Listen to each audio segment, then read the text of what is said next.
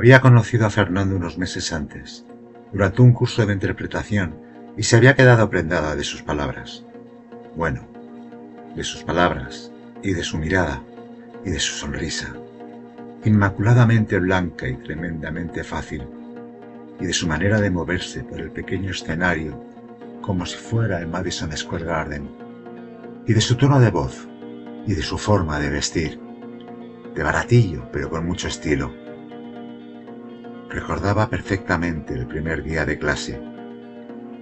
De 100 personas que quieren ser actores, 90 desistirán en los primeros años. 5 malvivirán haciendo pequeños papeles y trabajando de camareros. Otras 3 llegarán a ser secundarios. Con un poco de suerte, eternos secundarios. Y solo 2 podrán alcanzar papeles protagonistas. De esas 2 personas, una será encasillada rápidamente en un papel determinado por su físico, por sus romances, por su alcoholemia, y echará a perder su carrera en muy poco tiempo. Y la otra, si tiene mucha suerte, se llevará todo el éxito. Fernando hizo un estudiado silencio mientras miraba a los ojos a cada uno de sus alumnos y continuó. Ese será vuestro futuro si decidís seguir adelante. Bienvenidos al curso Cómo dominar la interpretación. Ya sabéis que pasaremos juntos los próximos 12 fines de semana y como fiesta de fin de curso representaremos una obra de teatro. Hay papeles para todo el mundo, pero los protagonistas serán para los que demuestren mayor aptitud y mejor actitud. Esther miraba entusiasmada al orador. Fernando Marugán era un cuarentón, casi cincuentón, muy atractivo, que debía de haber tenido mucho éxito en décadas pasadas, a juzgar por la cantidad de fotos posando con otros artistas famosos que colgaban en el hall del local donde se impartían las clases. Demasiado mayor para una veinteañera como Esther, pero desde el primer día ella supo a ciencia cierta que Fernando sería el amor de su vida. Aunque no quiso mover ficha hasta que acabara el curso porque realmente quería ser actriz y necesitaba centrarse en aprender y no en amoriscarse y despistarse de su objetivo, como le había pasado hasta entonces. Desde que era pequeña quiso dedicarse a la interpretación. Por supuesto, sus padres se negaron y la obligaron a estudiar Derecho, una carrera con porvenir.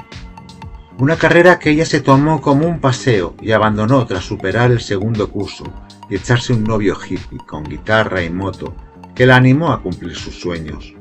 No los de ella, sino los suyos. La llevó por días de vino y rosas, la enseñó a tocar el ukelele y la acabó dejando tirada en alguna gasolinera de Castilla. Anchas Castilla. Todos los hombres de su vida acababan decepcionándola, incluso Fernando, su primer y único gran amor.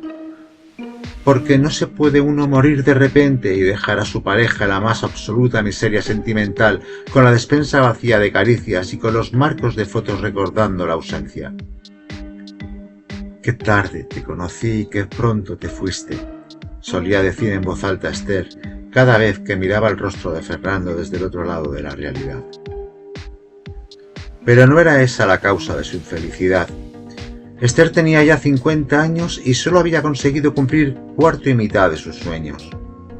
Cuando superó lo del hippie, se buscó un trabajo que le permitió pagar los cursos de arte dramático y todos los cursillos de maestros recomendadísimos por la misma escuela donde se impartían, hasta que dio con Fernando. Estaba muy bien preparada y era buena, bastante buena, pero no excepcional.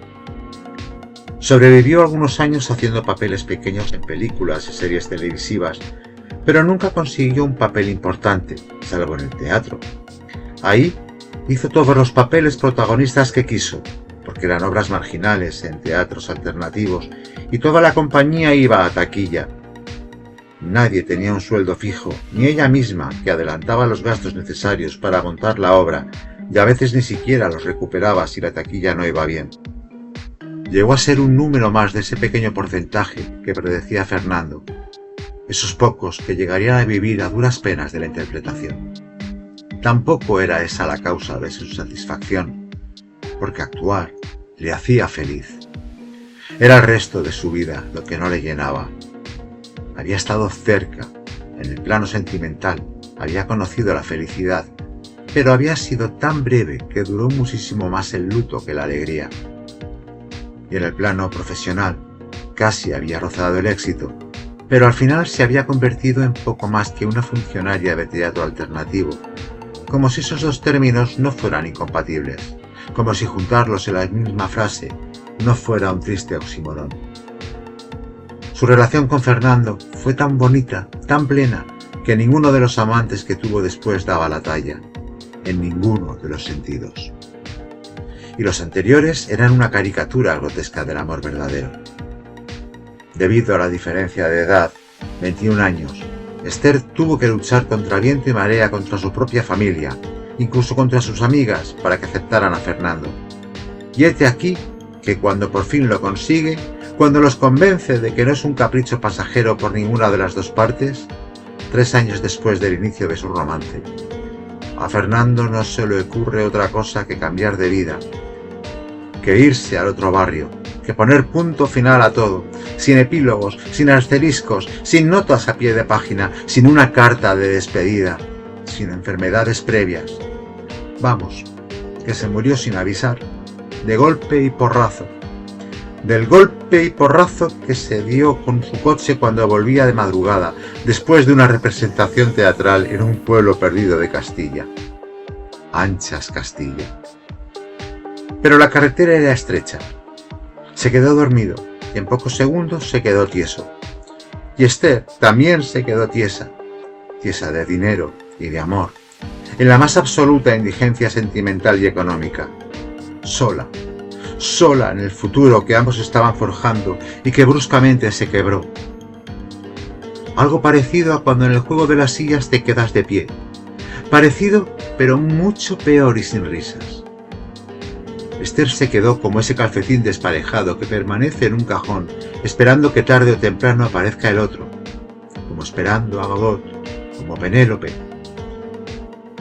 Heredó de Fernando un reloj de pulsera vintage de escaso valor, una camisa de franela de cuadros tipo leñador, el teatro completo de Ibsen y los vinilos de jazz y blues que Fernando adoraba, entre ellos varias grabaciones de Snoop Hegel y Django Reinhardt. Su suegra le arrebató todo lo demás, incluso los libros que había escrito.